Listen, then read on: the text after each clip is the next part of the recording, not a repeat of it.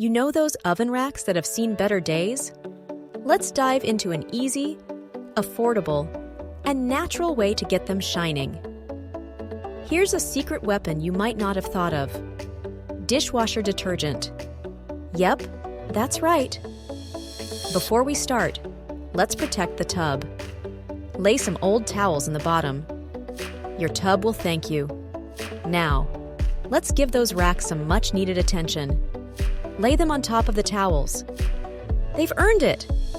Time for a warm bath. Add just enough hot water from the tap to cover the racks. Measure out a cup of the magic dishwashing detergent. Precision is key, folks. Sprinkle that powder into the tub. Give the water a good swirl to mix. Let the racks soak and dream of cleaner days. Overnight or 12 hours should do the trick. Back to the racks. Drain that water and give each grid a good rinse. Use a sponge and a bit of elbow grease to wipe away the grime on all sides of each rack. For those stubborn spots, use a scouring pad. But gently. Don't strip the finish. Wow. Look at that shine. Who knew your bathtub was the secret to brand new looking oven racks? So long until our next cheap and easy cleaning adventure.